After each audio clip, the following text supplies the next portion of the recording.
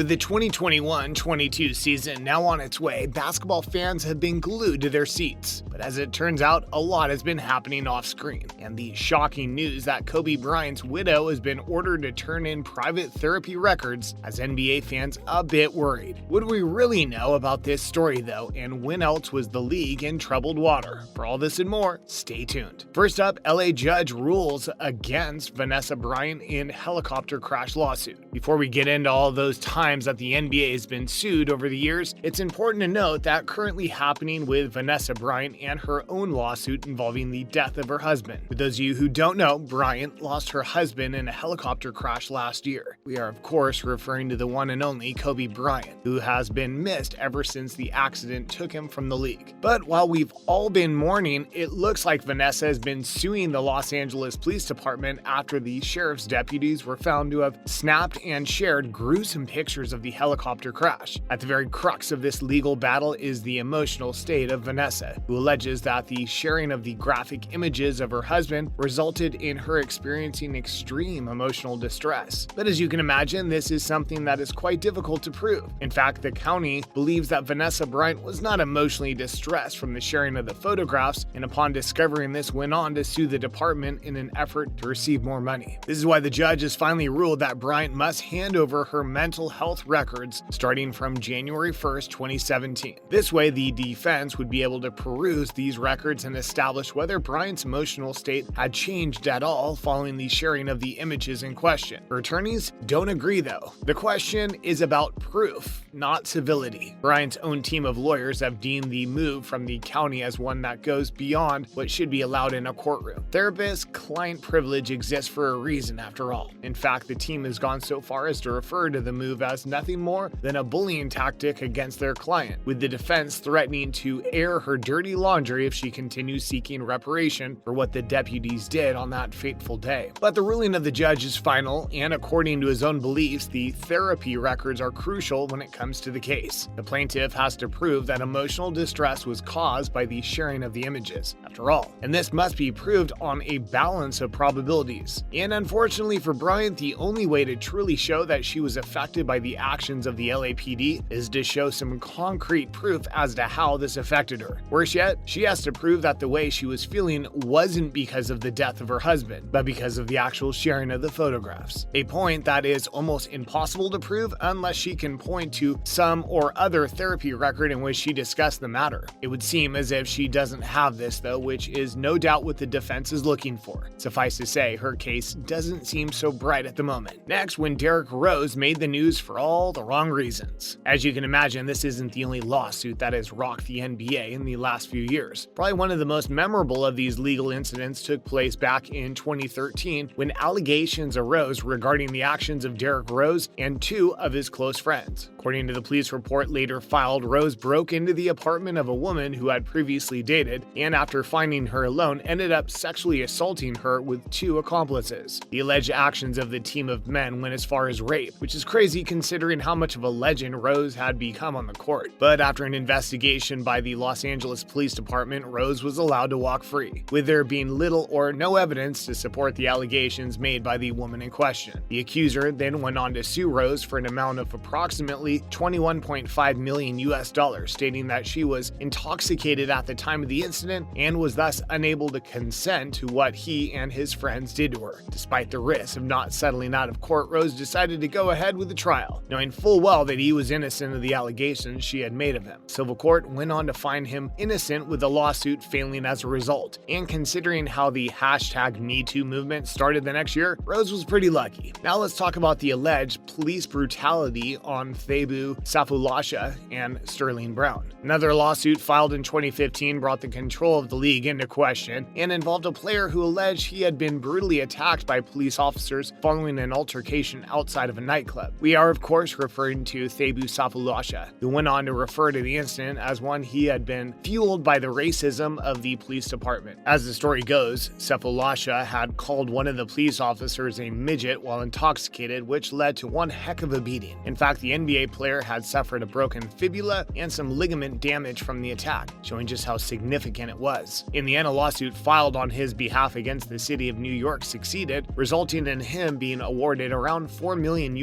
for the trouble he had been put through. The same was true in 2018 when Sterling Brown suffered a similar attack, but this time at the hands of the Milwaukee police. This lawsuit is currently being heard, but in the midst of the Black Lives Matter era, there's next to no doubt that things will be decided in Brown's favor. That being said, the county defended the lawsuit by bringing the league into play. You see, an officer who had beaten Brown was heard saying, "What's wrong with these people?" And while the racist implications of this statement are obvious, the department has alleged that the officer was referring to NBA players in general. Now, the odd behavior of Bill Gieslin. Funny enough, another legal controversy surrounding the NBA took place in 2005 and involved Kobe Bryant. According to reports, a Memphis Grizzlies fan by the name of Bill Gieslin was sitting courtside during one of the games against the Los Angeles Lakers. But at some point during the runtime of the match, Bryant fell into the courtside row while chasing down a loose ball. Gieslin was one of the fans he had unfortunately collided with, and according to the allegations made by Gieslin, the encounter had resulted in him suffering a bruised lung cavity. He thus went on to sue Bryant for intentionally forearming him in the chest before glaring at him and walking away without an apology. An odd accusation, no doubt, especially considering how the two men had never met one another before, but it's the case that the NBA took quite seriously. It came to a surprising end though when Gieslin was deposed in 2008 and ended up passing away just 2 months later at the age of 49. The case was then later continued by his family, who decided to demand $75,000 from Bryant, who later went on to settle the matter outside of court. There's no doubt that the league just wanted to be done with the matter, which is why Bryant decided to settle. But conspiracy theorists still believe that there was something more nefarious behind Gieslin's death. Either way, it's all over now. Last on our list is the crazy legal action launched by Larry McGinnis. Last but not least, we have an entertaining one that took place all the way back in 2013 and featured one of the craziest legal actions in the history of the league. We are of course referring to the time that a Miami Heat fan by the name of Larry McGinnis launched a class action suit against Greg Popovich, coach of the San Antonio Spurs at the time. According to his lawsuit, Popovich had intentionally sent his best players home without any knowledge of the league or fans who had gone on to attend the November game. And since this meant that the game wasn't as action-packed as he thought it would be, he wanted the coach to pay. According to him, this so-called deception violated Florida's Fair Trade Practices law, which protects consumers against disappointing purchases. Unfortunately for him, though, the judge considered the action to be based on nothing more than wishful thinking,